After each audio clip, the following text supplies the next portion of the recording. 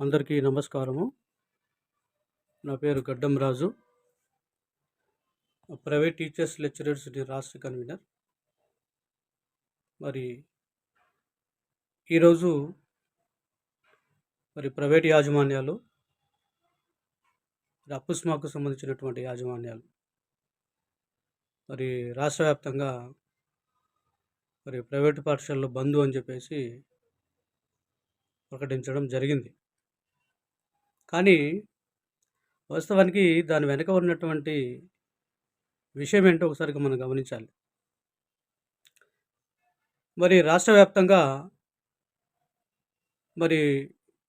ఈ ప్రైవేటు పాఠశాలలు దాదాపు 13,450 పాఠశాలలు ఉన్నాయి. అందులో 11,000 పైచిలుకు బడ్జెట్ పాఠశాలలుగా ఉంటున్నాయి. ఈ బడ్జెట్ పాఠశాలల్లో నిన్న విజయనగరం జిల్లాలో జరిగినటువంటి సందర్భం ఏమిటంటే, జిల్లా కలెక్టర్ గారు ఆర్టీఈ నిబంధనలు సరిగా అమలుపరచినటువంటి పాఠశాలలను సీజ్ చేయాలని సంబంధిత విద్యాశాఖ అధికారులను కోరడం జరిగింది.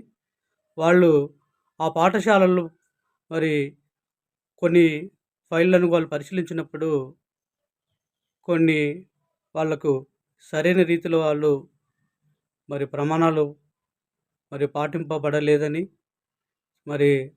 అమలు పరచడం లేదని తెలియపరచడం అనేది. దాని దృష్ట్యా ప్రైవేట్ యాజమాన్యాలు విద్యాశాఖ అధికారులు మమ్మల్ని వేధిస్తున్నారని చెప్పేసి ఈరోజు ప్రైవేటు పాఠశాలలు బంద్ అని చెప్పేసి చెప్పడం జరిగింది.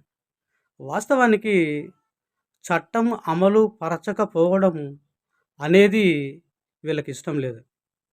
వీళ్ళ నైజం ఏంటంటే, వీళ్ళ పునాది ఏంటంటే చట్ట ఉల్లంఘన, ధనార్జనే వీళ్ళ పునాది. వాస్తవానికి 11,000 పైచిలుకు బడ్జెట్ పాఠశాలల్లో అదే అధికారులు ఒకవేళ సరైన రీతిలో చట్టాలు పాటించేలా అధికారులు ఒత్తిడి పెట్టినట్లయితే GOMS నంబర్ 1 అనేది ప్రైవేటు పాఠశాల నిర్మాణానికి పునాది అయినప్పుడు ఏ ఒక్క పాఠశాల కూడా GOMS నంబర్ 1 ప్రకారంగా అమలు పరచడం లేదు, అమలు కావడం లేదు. ఇది శుద్ధ దండగన్నమాట. కాబట్టి చట్టం అనేది అమలు పరచడము వీళ్ళకి ఇష్టం లేదు. వీళ్ళు ఎంతవరకైనా కూడా ధనార్జనే వీళ్ళ ధ్యేయం. GOMS నంబర్ 1 ప్రకారంగా 11,000 ఈ బడ్జెట్ పాఠశాలలో ఎన్ని వేల మందికి, ఎంతమందికి వీళ్ళు సరైన జీతం ఇస్తున్నారు, PF కడుతున్నారు, ESI కడుతున్నారు. ఎక్కడ కూడా వాళ్ళ దగ్గర పనిచేసేటువంటి ప్రైవేటు పాఠశాలలో పనిచేసే ప్రైవేట్ టీచర్లకు కనీసం వాళ్ళ స్కూల్లో పనిచేసేటువంటి ఫలానా టీచర్ అనే గుర్తింపు కూడా లేనటువంటి స్థితిలో వాళ్ళు పాఠశాలలు నడుపుకుంటూ ఉన్నారు. ఇది దుర్మార్గమైనటువంటి చర్య. అదేవిధంగా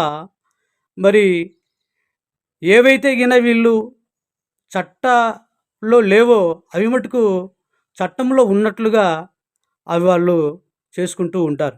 అవేంటంటే LKG, UKG, నర్సరీ పర్మిషన్స్ ఉండవు, అనుమతులు ఉండవు, పాఠశాల నడుపుకుంటారు.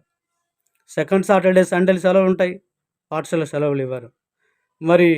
ఫీజులకు ఏ ఒక్కరి అనుమతి ఉండదు, ఫీజులు దండుకుంటారు. ఇంకా academic text books, note books, stationery మొత్తం కూడా ప్రైవేటు పాఠశాలలో ఒక సంత మాదిరిగా అమ్ముకుంటూ ఉన్నా కూడా వీళ్ళకు ధనదాహం తీరడం లేదు. ఇంత చేస్తున్నా, ఇంత విద్యా వ్యవస్థలో ఇంత అక్రమ దోపిడీకి పాల్పడుతున్నటువంటి ఈ యాజమాన్యాలు నేడు ప్రైవేటు విద్యా సంస్థల్లో బంద్ అని చెప్పడం అనేది ఇది ఎలా ఉందంటే చాలా విడ్డూరంగా ఉంది. దీన్ని ప్రైవేట్ టీచర్స్ లెక్చరర్స్ చాలా ఖండిస్తూ ఉంది.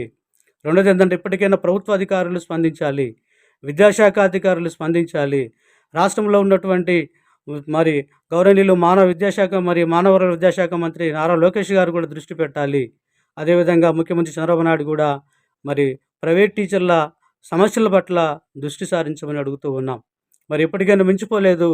ప్రైవేటు విద్యా సంస్థల యొక్క ఆగడాలు అరికట్టాలంటే జిల్లాకు ఒకటువంటి స్పెషల్ జిల్లా జాయింట్ కలెక్టర్ ఆధ్వర్యంలో ఒక కమిటీని ఏర్పాటు చేసి విద్యా వ్యవస్థను కాపాడాలని చెప్పేసి ప్రైవేటు సంస్థల్లో పనిచేసేటువంటి ప్రైవేట్ అధ్యాపకుల యొక్క హక్కులు సరైన రీతిలో మరి అమలు పరిచే విధంగా చర్యలు తీసుకోవాలని, చట్ట ఉల్లంఘనలకు పాల్పడేటువంటి ప్రతి యాజమాన్యానికి, అదేవిధంగా ఎస్పెషల్లీ బడ్జెట్ స్కూల్‌లో ఖచ్చితంగా చట్టపరమైన చర్యలు తీసుకోవాలని మరి ప్రైవేట్ టీచర్స్ రాష్ట్ర కన్వీనర్ గడ్డం రాజు మరి ఈ విధంగా మరి విద్యాశాఖ అధికారులను కోరుతూ ఉంటున్నారు.